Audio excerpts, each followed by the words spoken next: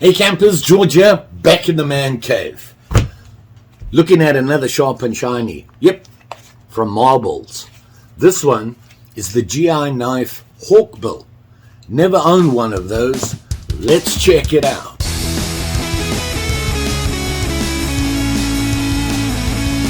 So what I'm talking about here is the Marbles GI knife Hawkbill. And it's one of the all stainless steel knives. I've been looking at a couple of those, like my fisherman. Kind of like them, and thought I'd have a look at this and carry on with the all stainless steel series. Still not quite sure what the stainless steel is. The descriptions out there do say 440A stainless steel, so that's what I got for you. What I'm talking about here is this guy here. Check that out. That's quite a blade on that thing. Now, like I said, I've never owned a Hawkbill. And this is a fairly straightforward, very plain, all stainless steel knife. Just like the other ones they have in that series. Because I've never owned a Hawkbill, I thought I'd have a look-see at one and decided on this one. And did some research into Hawkbills, where they came from, what are they used for, and that was pretty interesting. Never really thought about it, and I always thought it was more for things like picking mushrooms and things like that. That's what I thought they were for. Well, I was wrong. So as you can see, all stainless steel. It's very thin, and typically it's not a comfortable knife. All of their stainless steel ones are not really comfortable. They're utilitarian. They're a working knife.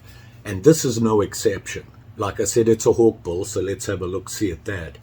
Now, interestingly enough, when you look at it like that, immediately the first thing you're going to notice is this guy here. Now, looking at all the descriptions that I looked at, they say this is a slip joint lock. Now, I'm not sure what that's all about. To me, this is more of a liner lock. And if you look in there, you can see, there it is right there. And it's huge. It's huge. Fortunately, it sticks out quite far here, which makes it pretty easy to get it over. Now, the problem I have with this is that not only does it lock, the slip joint part of it is really stiff. I'm struggling to turn that knife, and that makes me kind of nervous. Fortunately, it does, as you could see, have a half stop in it. So, it's really stiff, which I suppose is a good thing, but it comes into the middle and it makes me nervous. I always think I'm going to slap it around onto myself. But I just wanted to get through that quickly and just show you that. It does stop halfway and it closes, and it's a solid close. Opening it, no problem. There it is there. And as you can see the Hawkbill shape, obviously. That's pretty obvious where the name comes from if you look at a hawk's bill, shaped just like that. An unusual knife. On the blade you can see my dirty fingerprints on there, but you can see it says Marbles. And you can see the nail notch there with the match strike. Now, people like Rough Rider on all their nail notches have the match strike. I did not see that on the Marbles, but this one does have it, which was a nice touch. And the other thing you can see on the blade here, right there at that point there, it's gone down. They've reduced the thickness of the blade. You see that? And it basically a false edge. The top of the blade is flat, no sharpness at all there. This is the blade here, and as you can see, right, it's unusual. It has that full curve coming up here, which right away tells you it's I want to say, a clawing knife, like a cat would claw, a bear would use their claws. Same thing here, and it's a downward pulling motion with it. The nice thing that everybody says, it is a good utility knife for everyday work and things like opening a box. You know, you've got that curve which comes to a nice point there. You stick it in there and you drag it back. It's designed especially for that. It slashes like that. You would cut this way. Very popular with electricians. Old school electricians would strip their cable using this knife, and you can see you would get that slicing motion with it. Unusual blade. I think it's pretty cool. I was really surprised at the depth and how far it sticks out, how big it is. Let's go through some of the specs. So your blade length, the edge of the handle here to the tip right there is 3 inches. So it's a healthy blade. The thickness of the blade, 0.06 inches, and you can see it there. And obviously it has that false edge there. Reduces the amount of steel, the balance. It's used for all sorts of things. And just looking at it, I can see why they did that, because you want all your weight at the back you're going to drag with it. So that's probably why they did that, but don't take my word for it. That's just my thoughts on that there. Very unusual blade. Never owned one. Would I use this at work?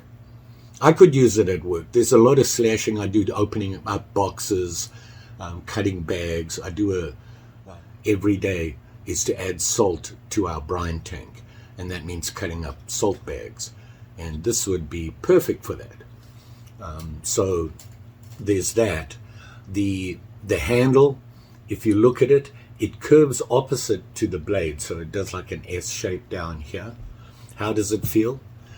It takes getting used to, and you're going to be, obviously I can see why they put this liner lock in there, because you're going to put all the pressure on the top of the blade when you're slicing. You're going to be using your finger, pushing down and slicing with it.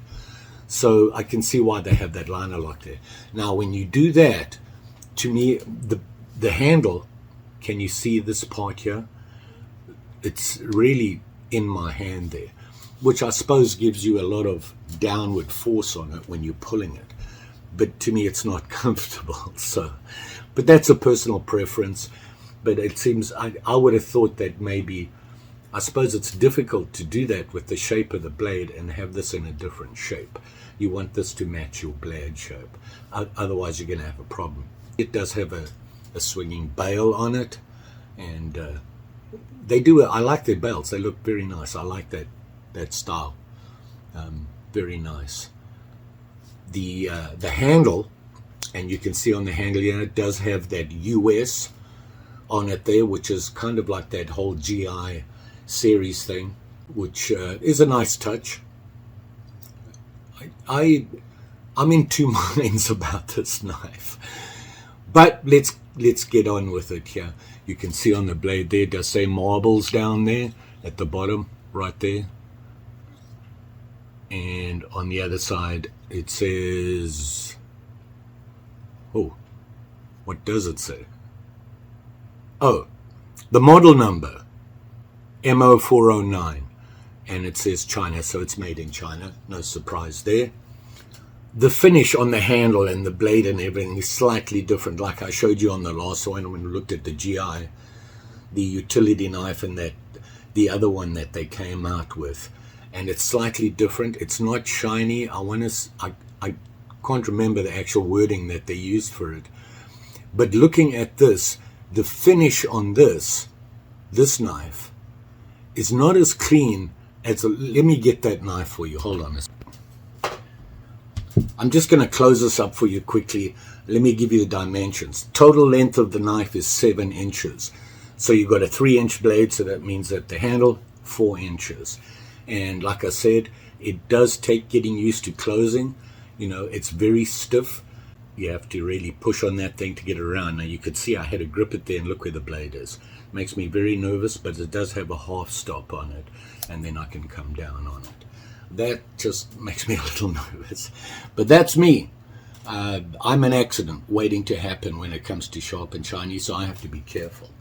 But what I'm talking about here is the GI utility knife, and this is just pure shiny, a nice shine, clean finish to it. And then you have this one And when you put them together, you can see there's a little difference in them. This one doesn't have that shine to it. And I like that idea. But what I'm trying to show you here is, if you look at this knife, look how clean those diamonds are. It looks very clean. It's smooth. See that? And then you look at this guy, and I don't know if you can see it. Certainly right here you can see it on the, it's scratched. It's kind of not very clean. And the finish that they put on it, I like that finish. I prefer it to this finish. They just did a really bad job on this one.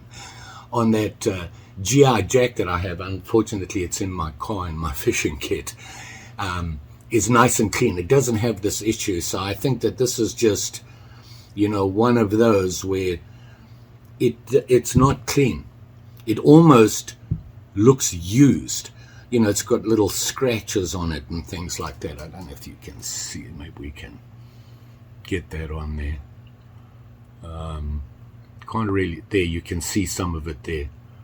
Little shiny scratches in between at the bottom there, just above the marbles label. You can see some of the scratches there. Is it a big deal? It's not going to affect the working of the knife. I just think they could have done a cleaner job. Once again, at the bottom there, you can see some of the scratching there. It almost feels to me like it's not a new knife. But even all over it, it's got those slight scratches. Well, they do say that it's an everyday utility, working man's knife. And maybe they did that deliberately. I don't know. But is unusual. Big and bulky, not something that I would want in my pocket. This depth here, let's see how deep. Not here and get a rough look at it. 2 1/4 inches from there to there. That's a lot. Very deep on the knife. But very popular amongst, like I said, electricians and working guys. They say that this is a great knife to have available to you to do a lot of cutting stuffs. The whole idea of the blade on the inside here gives you a lot of advantages on certain cutting tasks. For example, cutting rope.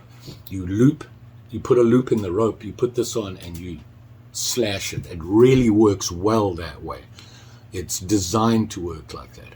Like I said, you're going to be slashing that motion there. Now, interestingly enough, by the way, the weight on this is 5.12 ounces. It's not light, but it's not too bad. It's sturdy. It's a nice sturdy knife. It's well finished on the liners and everything like that. You can see that. It's very clean. And I've noticed that on all the stainless steel series. And there you can see that, what I call a liner lock. And they're saying that this is not a liner lock. However, they do say like slip joint lock. Now, I haven't heard anybody call it that. They just say it's a slip joint. There's nothing that locks it in. It's just a tight fit. The blade doesn't flop around in there. Now, I will say that this is solid, and it's all because of that liner lock. Am I doing this wrong? Am I getting confused? I'm not sure, but that to me looks like a liner lock, plus a slip joint, because it's stiff. It doesn't come out easily. Maybe it's a double safety. But like I said, for me closing this, really, I'm having to. It's very tight on the slip joint. But it does stop halfway, which is nice, and goes down.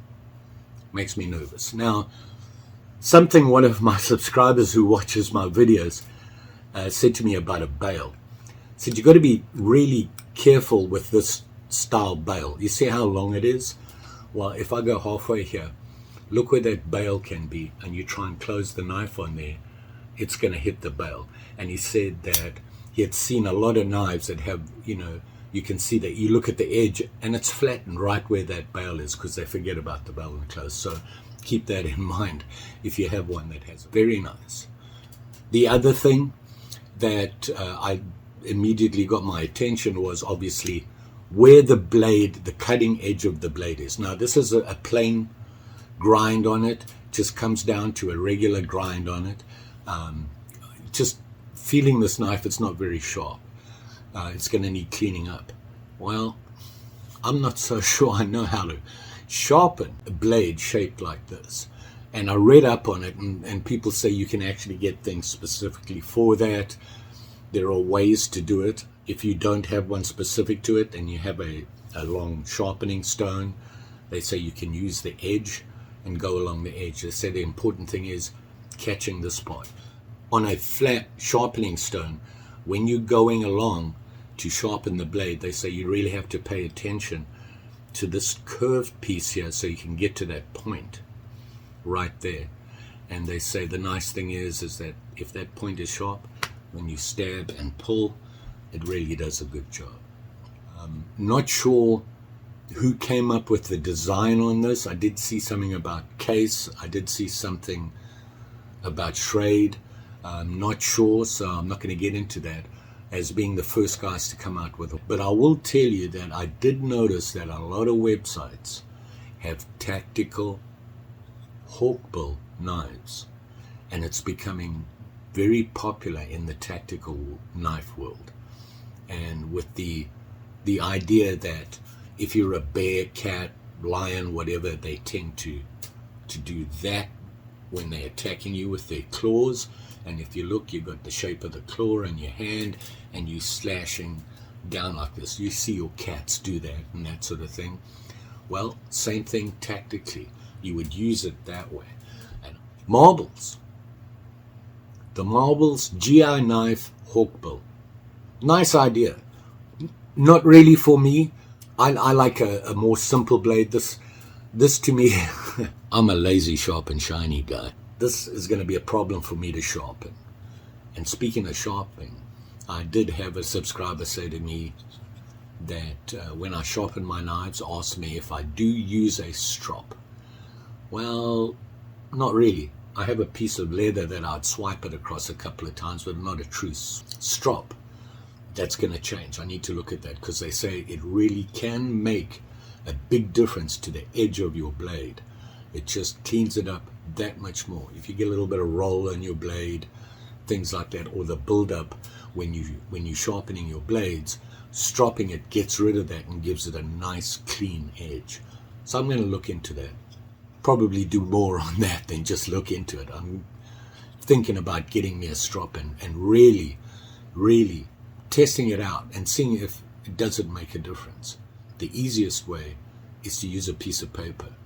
If you don't have a clean edge here and you cut a piece of paper, it tends to get furry, whereas a nice clean blade you can slice right there. There's no furry edge to that slice.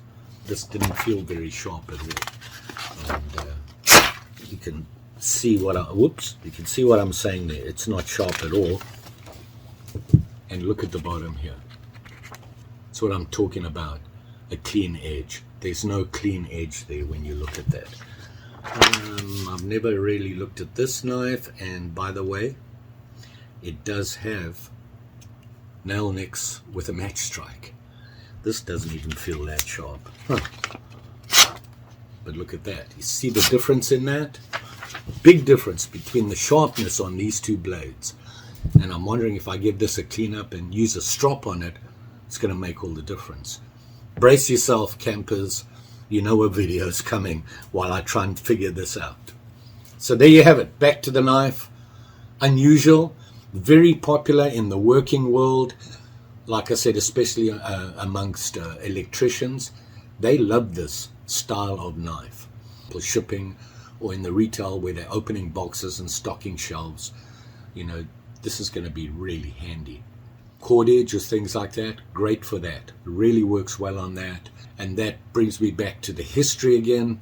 I did see somebody say that it was originally designed for the fishing industry, dealing with fishing nets and sailing and ropes and things like that. So I can see that why, because you know, it's designed to handle a rope. I don't like cutting cordage because I'm cheap Means that if I cut a piece off, it goes to waste because I can't use it for anything. But it's designed to hold it like that. Now, the problem is it's not very sharp, but it sliced right through that, no problem. I can see why it's popular in the fishing industry. And certainly anybody who deals with cordage or anything like that. So I'm sure on boats and that, this would be very handy to have in your pocket. Fishing boats. I'm talking about fishing nets, you know, the big fishing vessels, and they're dealing with nets and things. Cutting this stuff up, they get tangled up, you've got to get it undone. This would work great. The marbles, GI knife, Hawkbill. Not sure if it's for me though. Might work for you. Who knows what you do for a living, right? How much did I pay for this? Yeah, that much. Not bad. Very inexpensive. And all their stainless ones, like I said, are very inexpensive. And I like them. I like the idea of all stainless. It's not going to rust. You're not going to have it. There's very little to go wrong with this knife. You know, they're utilitarian. They used every day. They're designed as an everyday use knife. The GI one, you know, a GI out there during the war, they were using them in horrible conditions. The wet, the cold, the heat, mud, you name it. They had it in there and they lasted. So the idea of the knife, this style of knife, is a great idea. Don't forget, like, share, subscribe. You know the story. Pretty sure I'll be back with another cutter. And the more I look at this guy, the more I think I'm going to have a little closer look at it. The GI utility, the true GI knife. Just saying. Maybe it's got a bunch of blades on I can sharpen its strop. You all be safe out there, and you be careful with them sharp and shinies, especially this guy. Take care now. Thanks for watching.